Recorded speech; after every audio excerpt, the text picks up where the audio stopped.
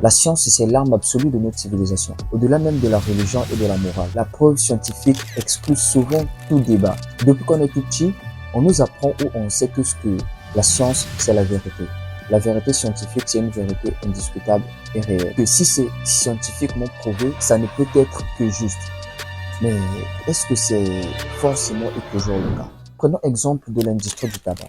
Savez-vous que dans les années 50, l'industrie du tabac finançait des études pour prouver que fumer était bon pour la santé? Je vous explique. Dans les années 50, une époque où le tabac était partout, à la maison, dans les bureaux et même dans les hôpitaux. Les publicités pour la cigarette étaient partout, à la télé, la radio, les journaux. Mais il a commencé à avoir un hic. Les scientifiques et les responsables de santé publique ont constaté une augmentation de cas de cancer avec la prolifération des cigarettes et des fumeurs. Scientists suspect that certain constituents in the smoke may cause cancer in the respiratory tract, especially in the lungs of smokers. Les soupçons s'accumulent sur la cigarette et la science progresse. Un lien direct s'est fait entre le tabac et les maladies graves comme le cancer des poumons. L'industrie du tabac, voyant tout ça, ne panique pas.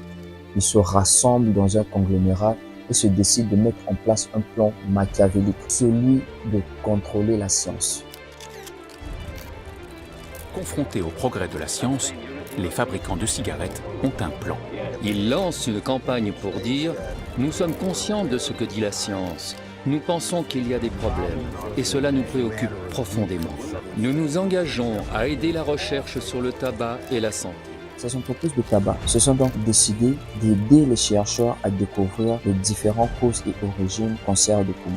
À ce titre, nous créons ensemble le comité de recherche de l'industrie du tabac. Leur initiative, c'est ouvrir des laboratoires et financer des chercheurs pour trouver des causes et des origines aux maladies du cancer. Sur le marché, beaucoup d'études ont commencé à sortir. Des études prétendant que les causes du cancer du poumon étaient multiples, comme l'air pollué des villes, la cause génétique, d'autres études qui parlent d'âge, d'aliments. Les cigarettiers investissent massivement dans des laboratoires de recherche. La mise en place d'un centre de recherche sur le tabac, elle vise pas uniquement à produire du savoir, mais surtout à produire du savoir qui va à l'encontre de d'autres faits établis. Donc, on utilise la méthode scientifique contre la science établie.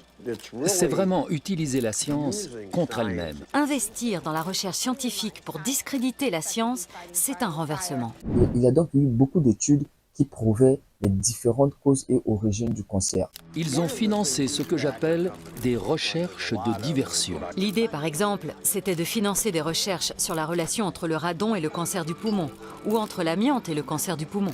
Mais leur but n'était pas de prévenir le cancer, c'était de détourner l'attention du tabac. Les laboratoires soutenus par les cigarettiers définissent des projets de recherche. Big Tobacco finance ainsi généreusement des centaines de recherches. Certains projets sont de fait très utiles, comme la recherche de précurseurs des maladies cardiovasculaires. D'autres recherches sont parfaitement loufoques. Le jaune d'œuf ou le jus de tomate sur la peau favorise-t-il des tumeurs? Quelle est la relation entre le cancer du poumon et la calvitie? Ou bien entre ce même cancer et le mois de naissance? Il y a plein de causes à tout.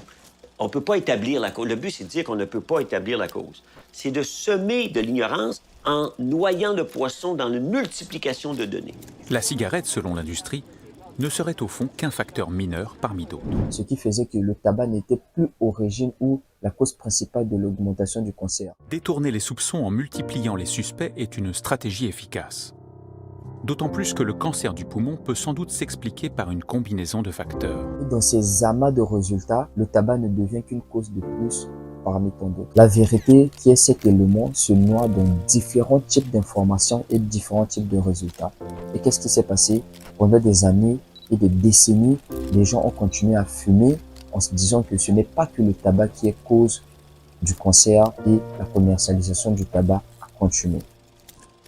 Le suspect est devenu presque impossible à inculper et c'était le but.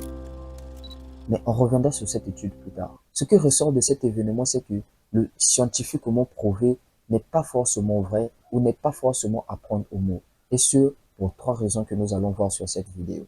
Bienvenue sur Argument Noir.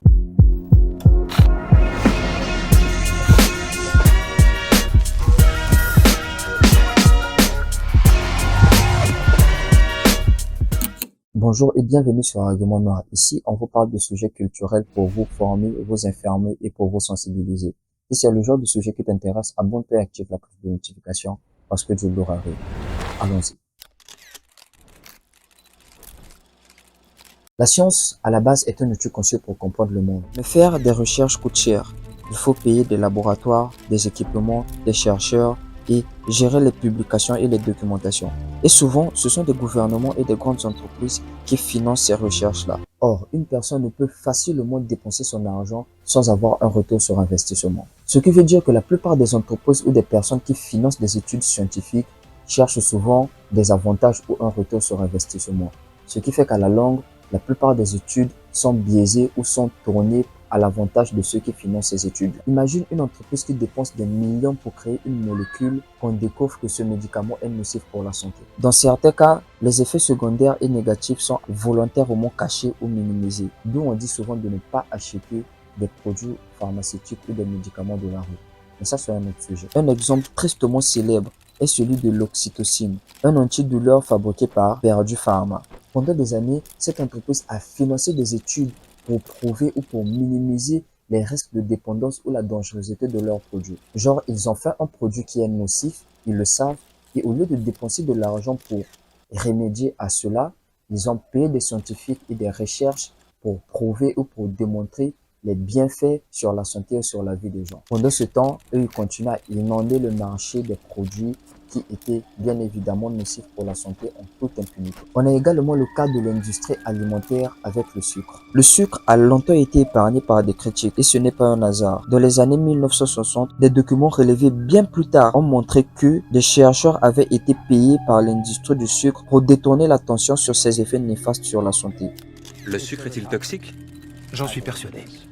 Ne craignez-vous pas que ça paraisse excessif? Bien sûr que oui.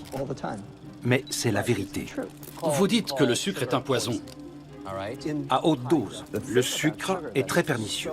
Il provoque l'obésité et par là même toutes sortes de problèmes métaboliques. L'hypertension, le diabète, les maladies cardiaques et sans doute aussi le cancer et la démence. Le sucre, qu'on avait considéré et détecté néfaste pour la santé, menaçait un trop grand nombre d'industries et d'entreprises qui voulaient bien sûr garder leur monopole et garder leur propriété et leur richesse. Leur stratégie pour y remédier pointait du doigt la graisse saturée comme principal responsable de l'obésité et des maladies cardiovasculaires, en finançant des études pour prouver cela, pour dire que le sucre était sain et bon pour la santé. Résultat, les problèmes d'obésité et de diabète se sont aggravés partout dans le monde, sans compter les caries dentaires. Il provoque l'obésité et par là même toutes sortes de problèmes métaboliques.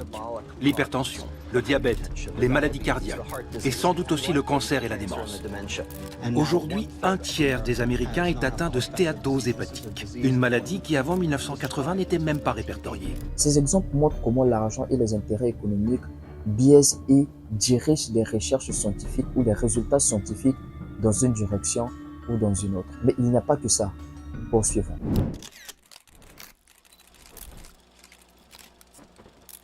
La science est faite par des humains. Et comme tout être humain, les scientifiques aussi peuvent être influencés par leurs croyances personnelles par exemple. Certains scientifiques peuvent inconsciemment chercher des résultats qui confirment leur idée. Sachez que la plupart des recherches scientifiques débutent par une hypothèse. Une hypothèse, c'est quoi? C'est la supposition qu'on fait de base pour arriver à un résultat. Écoutez, moi je vais vous dire, pour prouver que quelque chose existe ou n'existe pas, je vous fabrique le protocole qui permettra de le faire à coup sûr. Il faut être un peu du métier, il faut connaître un peu les trucs. Mais vraiment, j'aurais aucun mal à vous fabriquer un protocole. Vous me dites, par exemple, je veux montrer que la poudre de perlimpinpin donne des ulcères de l'estomac. Eh ben, je peux vous faire un protocole où je suis absolument certain de trouver ce résultat. Donc, étant scientifique, si tu crois fermement à quelque chose, de façon consciente ou non, tu as plus de chances d'arriver à cette conclusion que de prouver le contraire. Les erreurs ne viennent toujours pas d'intention personnelle. C'est parfois une erreur de méthodologie, comme tester un produit sur un groupe de jeunes par exemple et trouver certains résultats. Mais ça ne veut pas forcément dire que les résultats que vous avez trouvés sur ces jeunes sont des résultats qui valent pour des femmes, pour des personnes âgées ou pour des enfants. Comme prouver que le café améliore la santé cardiaque sans prendre en compte que la personne sur qui on a testé ce produit est une personne qui fait déjà du sport de base. Pour que les statistiques soient fiables, combien de personnes interrogées, comment les sélectionner, quelle que soit la voie empruntée, tout est une question de méthode pour garantir des résultats solides. C'est pourquoi la communauté scientifique s'applique à définir les moindres règles, les moindres paramètres de chaque expérience, pour que la recherche puisse progresser d'un résultat valide à l'autre. Mais il suffit d'une expérience mal conçue, d'une règle mal définie, pour faire dérailler le progrès scientifique. Il y a des erreurs de protocole aussi. Les protocoles expérimentaux sont des règles précises à suivre pour garantir des résultats fiables. Si un médicament est testé sans respecter les doses recommandées, les effets peuvent être surestimés ou sous-estimés. Ce que l'on appelle les protocoles de la recherche sont donc les points névralgiques, le talon d'Achille de la science. Et s'il suffisait de s'en prendre aux protocoles pour orienter les conclusions des recherches, voire pour les rendre carrément aveugles. Les scientifiques subissent parfois des pressions pour reproduire des résultats rapidement ou pour répondre à des attentes spécifiques. Et cela peut conduire à des erreurs involontaires. On ne fait pas toujours dérailler la science volontairement. Il arrive que certaines personnes, à leur insu, servent les intérêts de ceux qui veulent produire une ignorance stratégique. Il y a bien des façons de produire de l'ignorance. Des façons malveillantes, des façons involontaires ou même en étant bien intentionnés au départ. Tous ceux qui la produisent ne sont pas nécessairement mauvais. Et ces théories ou ces recherches qui sont parfois biaisées, qui sont parfois faites avec des erreurs et qui sont parfois faites avec des pressions, des précipitations et des suppositions, quand ils arrivent sur le marché, sur des sites internet, à la télé, au journal et tout, la population l'accepte aveuglement juste parce que c'est prouvé par la science.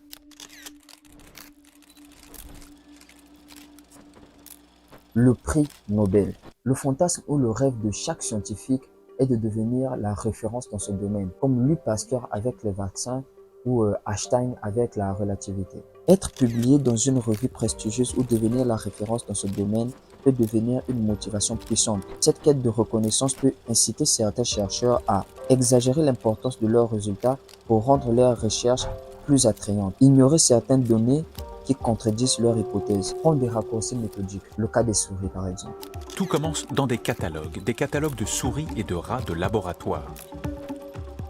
On les choisit selon leurs paramètres biologiques. On les commande sur mesure, customisés selon les besoins de l'expérience à mener. Et on se les fait envoyer à son laboratoire. Si vous cherchez à montrer que le bisphénol A n'est pas une molécule œstrogénique, alors vous sélectionnez un rat chez qui le bisphénol A ne se transforme pas en œstrogène. En laboratoire, c'est facile. On sait quelles souches de rats sont sensibles à tel ou tel composé et lesquelles ne sont pas sensibles.